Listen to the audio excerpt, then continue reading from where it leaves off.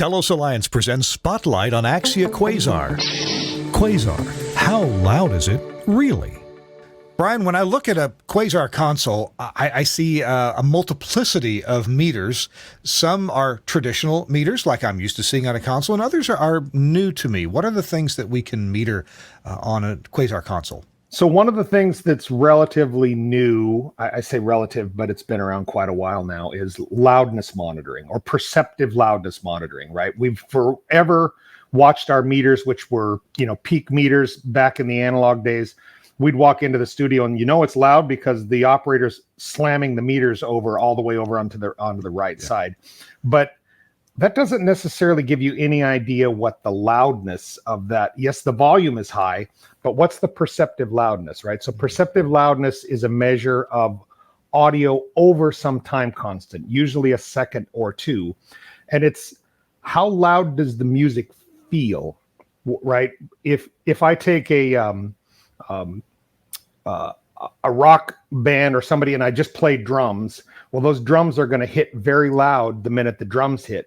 But the perceptive loudness is less because of the quiet time in between the drum hits, right? So certain music and certain things will feel less loud. In other words, you'll be reaching down to turn your volume up because for spoken word, it's not going to have as much loudness or perceptive loudness as a piece of processed music. And then even within music, they're going to be different based on, classical music is going to be different than, say, rock music, just because they process the music differently. They put a lot of that compression into it. Quasar is the ability to measure the perceptive loudness, and now that's available on the program meters. So on your program meters, you get a couple of additional things. You get a loudness meter, so you still get the left and right peak meters that you're used to, and you'll also see another meter just to the right of that pair of left and right meters, and that's your loudness meter. That's showing you how that loudness is measured over whatever time constants you've put into the console. This is a standard measurement. It's not something we made up. It's LUFS, loudness units full scale. Yeah, correct. With Quasar, you have the ability to sort of see that in real time, that you get that loudness meter on the actual meters. One additional thing that you'll see that's new is at the top of those meters, there's a phase meter. Shows you whether something is completely in phase or completely out of phase. People are confused by it because they're not used to seeing it. It's that little, you remember Kit, the car in, it moves back and forth. Well, that's sort of what the phase meter does, right? Yeah. So if you play a song, that phase meter sort of moves around from the middle. Middle would be fully stereo, right? And one way is fully mono, the other way is fully stereo. And so that kind of moves around, and they look at that and go, what is that? Well, that's your relative phase meter, which has been added to Quasar that did not exist in Fusion or Element. So that's some new metering that's on the standard meters that you see in Quasar. And then if I can just expand on the loudness, usually with loudness metering, people are not watching meters like we're traditionally used to, right? Meters, we're used to saying, hey, does it peak into the yellow? Does it peak into the red? With loudness processing, people are generally watching a number, -17, -18, whatever loudness target you've designated. You're watching that loudness number rather than being a loudness meter. Does that make sense? Mm-hmm. Right? Because it's that measure over time, I have to convert that. I can't put that peak indicator on a meter because the time is too long. It's a second or more. It's gone by. So loudness is usually represented as a number.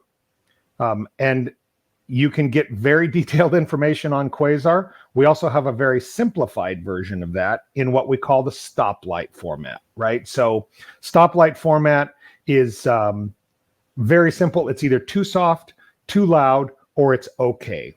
And you'll see that right on the screen if you choose to display the loudness. So you can choose to display loudness not at all.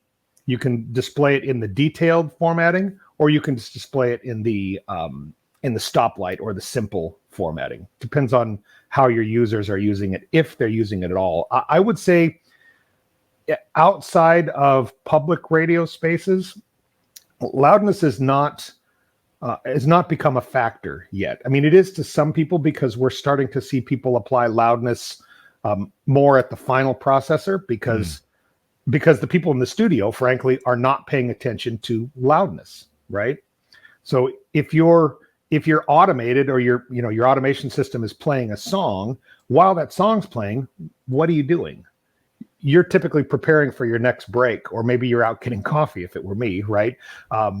So that allows them to just be able to put that on the display in a very simple format: red, green, yellow. Okay, too low, too hot, or have lots of detail if you care about that sort of thing. All my life in broadcasting, we play with the volume of what we're doing, kind of like the game show The Price is Right. You want to get as high as you can without going over. Right. That was always in radio, at least that was kind of the goal. But with more and more streaming services and other transmission media that do not benefit from ultimate loudness, we try to have a speed limit or a speed range that you try to hit. Maybe there's a better analogy, but certainly what we used to do is Price is Right.